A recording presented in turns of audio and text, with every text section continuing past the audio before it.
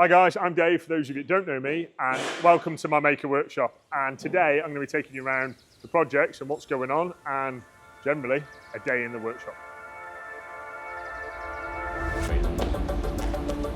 No, drill bit.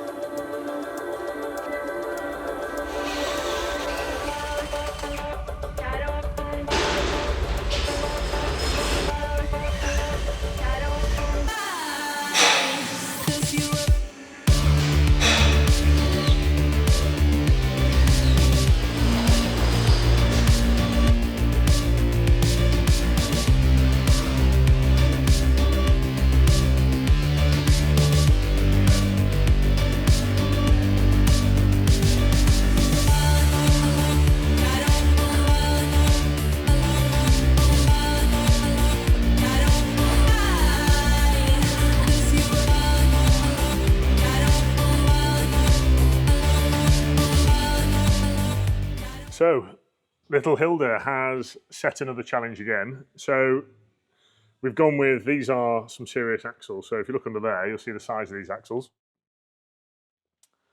So this is this is known as a GM 14 bolt. Monstrous ring and pinion inside there. We've gone with some power brake brakes and some serious 3/4 size studs that required some big lugs. So if you come around here, we had an issue basically of when we put the wheel on, we couldn't physically fit a socket in, because if you look how snug it is, and you can see there how tight it is. So I called my friend Jim Marsden at Gigglepin and I said, Jim, I love your speed nuts. Any chance you can make me some custom ones? So Jim had these custom made for me. They weren't cheap, they were about £35 each, but needs must, and we've come up with this, and I think it looks fantastic. Look at that. And of course, the billet centre flanges that's hiding where the drive shaft lives. Keep all that nice and sealed. And those gigantic power brakes hiding behind that wheel. The reason why we went with these Evo Corsas is because they're the only wheel that we could find that fits the 6 stud. So this is like a Nissan Patrol Y61 pattern. We wanted to get the wheel in a certain location to bring the wheel track in. So this is little Hilda's body, and it's going to be reunited to the chassis on Friday. 1, 2, 3, 1, 2, 3. Mayday, mayday, 1, 2, 3. Bruno, Ben. when I say Landrover Defender, Yeah. like brand new from Landrover, Yeah. does the word affordable come to mind? For me, not really. Stock Defender 90, how does it handle? Like a bucket and bag of nails. When you think of just a stock Defender 90, what do you think in terms of driver comfort? Or lack of. When you think of Land Rovers, what do you think of in terms of reliability? From what I've heard, they're not really that reliable at all. Apparently they break down a lot. When you think Defenders, do you think of affordability in terms of running costs? Personally, yes, because I only have to buy parts because I can do it myself. However, if you have to pay someone to do it, then no, because they do need often repairs and maintenance. A stock Defender, is it a fun car to drive? No, No? no, Why not? because weak engine. All right, Dave, I've been asking everyone about what they think of Defenders, just a stock Defender off the shelf. And it turns out they're not the most popular car. In what form? In terms of cost, reliability. Why should anyone buy a Defender? Because they can spend money with me. That's the main thing. And we can make them desirable and worth more money. That's why it needs an LS or BM. So what we've got here, guys, we're pulling this TD590 apart and basically doing an evaluation on what is required. And I want to give my customer a lowdown on what's going to be involved to restore it. And the good news is his bulkhead has some holes, but doesn't need a full replacement. So good news on that front. That means you can spend more money on brakes, chassis, and engine. And sadly, the TD5's coming out and we're putting an M57 in there.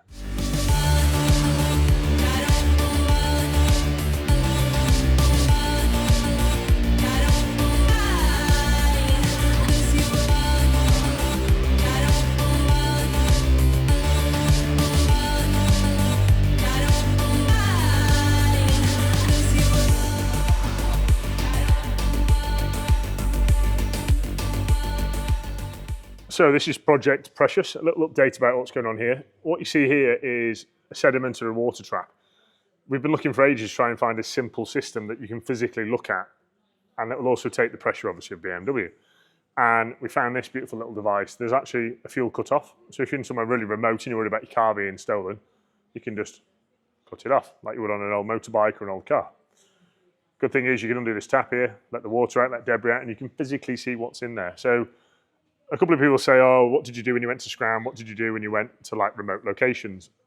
And the thing is, guys, you don't know what's actually in the pump. A lot of people say, oh, I filled it up on VMAX. Is it really VMAX? Does the garage really have VMAX in that tank? And to eliminate running problems, if a customer calls me and says, Dave, the engine's running terribly, won't start, won't run, it's smoking, at least you can look there and go, oh, it's okay. Or if it's clear, you've got a tank full of water, etc. So this car is planning on doing some big and short overlanding trips. So I gave Jason that. And the idea that if anything does happen, he can look at that and preempt what could happen. So as an update on Project Precious, basically we're doing all the roughing out of mounting the winch, running electrics through, redoing things that we found that were done badly previously. We found like there was bad earth and the wiring had been routed in some pretty bad places. So we're just improving it as we're going. As you can see, the engine's ready to go. Darren's been busy in here fitting a Dakota. Come and have a look at this. So the Dakota now is almost becoming a compulsory thing now, most of our swaps. And you can keep an eye on a lot more things. You can see what your voltage is going on, oil pressure, water temps, and you can also add extra things into the LCD displays if you'd like to.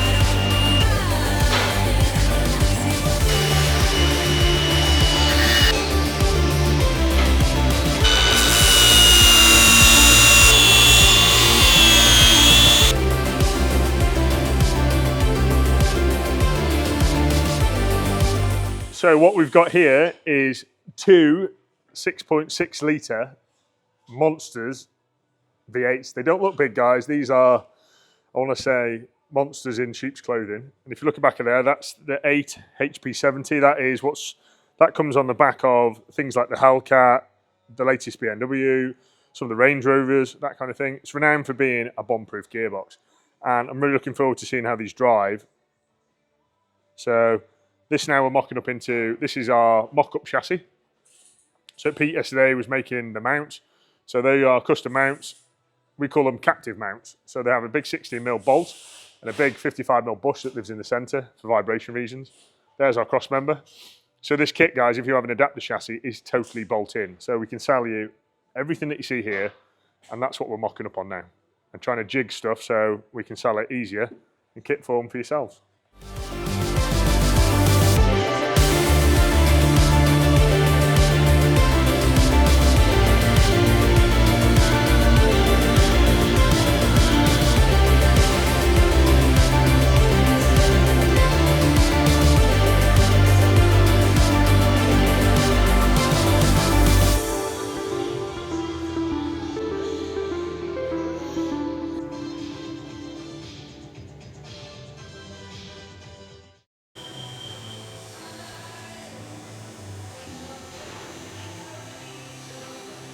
Dave, what's happening with the Unimog? So the Unimog, so Paddy, who owns this, came to see me the other week, and this truck has actually been in our storage shed for what seems like 6-7 months. The reason it happened, guys, is because we simply got overwhelmed with Landrover swaps, etc. So this conversion had to be parked, and we've put it back out now to carry on with it. And I'll just give you a little insight. For those of you that haven't seen it before, this is a Hornet 500 sat there, twin motor. These are 2 Ox motors coupled on the back of this monster, guys. And that drives what you see there, that huge monstrous winch that's built by Red Winches. And we're going to fabricate some brackets to basically take this Devon 4x4 bumper, because I think it just looks super cool. For those of you that haven't seen this project before, in there is a 5.9 litre 6PT, so a Cummins coupled to a 4-speed Chevy automatic. So there's some fair work gone into this truck, guys, to make that fit for starters. You see here, we've had to custom cut the tunnel, lose some of the passenger's footwell there, just to make that big gill fit. And if you come around here, so this is the cooling kit. So that's your intercooler that lives on the front. And the only way to feed this, guys, was through the top due to pipe constraints. And we've gone twin fans and a twin 40 monstrous radiator. Look at that. And that's going to keep this Cummins cool. If you look in there, for those of you that know your Chevrolet stuff, that is a 4L80 with manual shift. So you can literally bang through the gears with no requirement for a clutch. It's basically an automatic that you can push through the gears with a gate. If you look up there, we're running a Winter Sidewinder shifter. So you literally got park, reverse, 1, 2, 3, 4 in theory. It's going to be a super cool project. We're going to trim some really rustic leather seats for this car. And we're going to go, it's basically going to be a promotional tool for Paddy's business. Yeah. So what was a very crusty Defender 90 has come up to us from down south. This belongs to a generator company, and he's bringing his fleet of Land Rovers to us because he can't physically replace them with a like-for-like vehicle that does the same job and so efficiently and effectively and can get over wet ground, etc. And what you can see here, this is, let me find a can of it. This is this stuff. So this is Kent underbody stone chip coating. So those of you that have been following us for a while, we used to use Tough Coat, we still do. But this one, we've noticed the finish is a lot more durable and it's a lot more, I want to say arduous, and it's a lot easier to get into the nooks and crannies because it's a lot wetter, I want to say, and Bruno seems to like it. So if you look up here, when you apply it, it goes on blue. So when you go in black on black, you can actually see where you've been. I think that's a great feature that Kent have incorporated into this paint. So you can see here, our axle cases have also been done. Lots of you have been asking, guys, how much it costs to have this process done. If you want your axles off and you want a proper job, back to bare chassis, brake lines off, suspension off, bushes off, etc., etc., the price is £3,500 plus VAT. So that gets you exactly what you see here. So we're all about making new parts, guys. And I contacted my friend Dave the other day at Valstone. I said, Dave, I need a billet bracket because we've been fabricating these by hand and it takes over a couple of hours. You have to buy some jig fittings, cut them, weld them, and then you have to sacrifice a bracket off a Puma that is probably worth about £200. So we're going to be making this in billet. Look at that. Look at the detail in that. So that was printed on Dave's fancy new plastic printer. Thread's quite not quite right on that one, but look at that. This one, perfect. So we've mocked that up on our BMW swaps, and if you come over here, I'll show you where it lives. So to give you an example, down there, that's your AC pump. So we make a billet bracket that bolts a stock BMW AC pump to a BMW engine, and that bracket is what you see right down there with the weld on the back of it. So we'll be making these in billet, and they'll be available.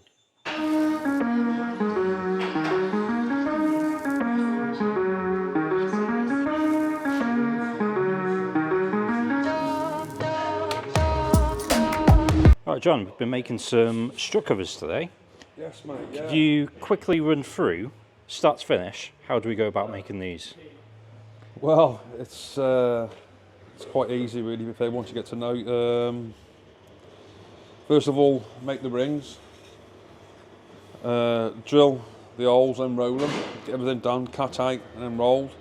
And and then I use pre-formed templates. I just basically put it together like a jigsaw, as you can see. I've got one side, I've got the other side. This is the side where the water bottle goes. So that's been put in there specifically to miss the bottle. So obviously I have that like that side, and they'll sit like that. It'll follow the form of the inner wing. Yeah. So yeah. So these are just off now to go powder coat. And they'll look nice and sexy when they're finished.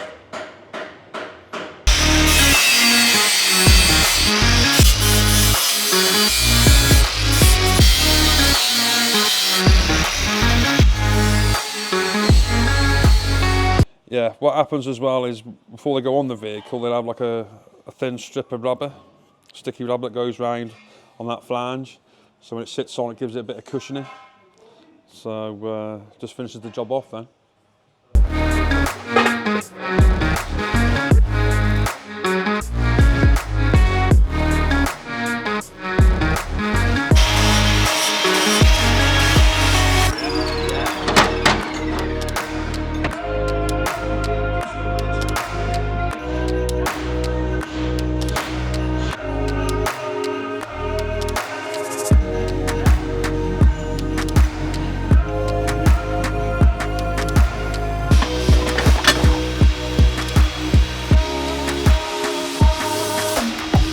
Okay, Pete, what's happening on this car today? Just installing, well, modifying the brackets for the high-low setup. So it's going to be basically like that. It's hard to see from here, but it's got to be modified quite a lot to make it fit. And it's worth noting, this is a left-hand drive vehicle. That's the one, yeah. Is there any difference? No difference at all. Obviously, it's the same gearbox no matter what side you're Yeah, driving just using your right hand instead of your left hand. Yeah.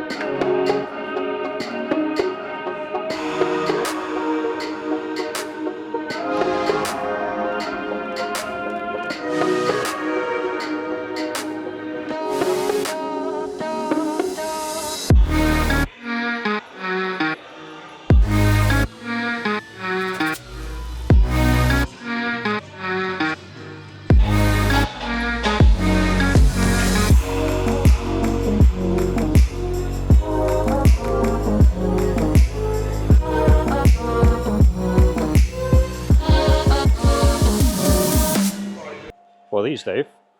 So yesterday, I called my friend Chris at ORE and I said, Chris, I need some lights. And I've been so like, let's say it's like a seesaw with lights.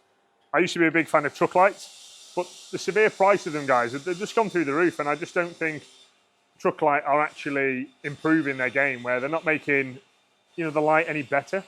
And a guy that's a mutual friend of ours, Ben, I saw one of his videos on Instagram, and he did a video of like, you know, lights on, lights off, and he was running these lights, and I thought, I quite like them. They haven't deviated too much from the classic look, and we're going to fit them on this project. So this car's come in. This has come in for chassis treatment, rock sliders, the full paint treatment, etc. So we will be stocking these lights. At the moment, I haven't got stock, so if you need any, get in touch with Chris at ORE. Oak Ridge Engineering is Chris's business, but we will be stocking these lights, guys. So we will have on the web shop probably in a month or so, knowing my lack of ability with web shop. So I'll have to give Gemma a kick up the backside and get those listed. But there you have it.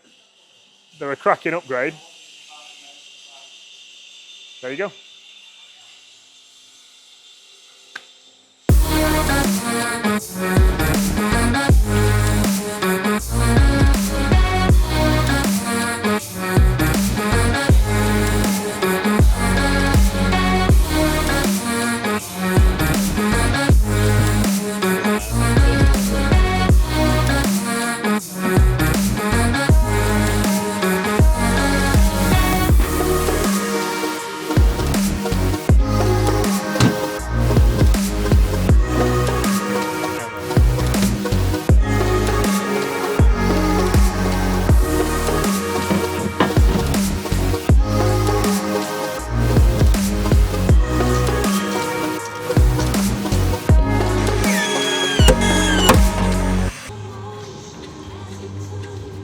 Nice angle on you, Louis. Yeah. Never looked so good on camera. So Louis's been really busy this week on fitting out Project Churchill, and if you look up there, we've gone with some really classy tweed, and traditional. So we're trying to make this all about Churchill. I've got a lovely silver sovereign coin that's going to go in the centre there, the lovely hand trim wheel, and this is our distressed leather. Those of you that remember Ethos, this leather was in Ethos, and it still is, obviously. And we introduced some nice billets, so it's modern and classy touches. Nothing shiny, nothing chrome, nothing tacky. That's what all this build is about. And little things like this, like the age marks in the leather, those marks come from the cow that gave its life to give us that leather. So it's all about just little individual touches that are unique and like bespoke to this vehicle, if you like. And Andy's made a cracking job of the stitching. And yeah, we're looking forward to getting this finished, really. And the LS3 is not to be found out. We've got 550 horsepower up front that gives one hell of an exhaust note out of the twin pipes.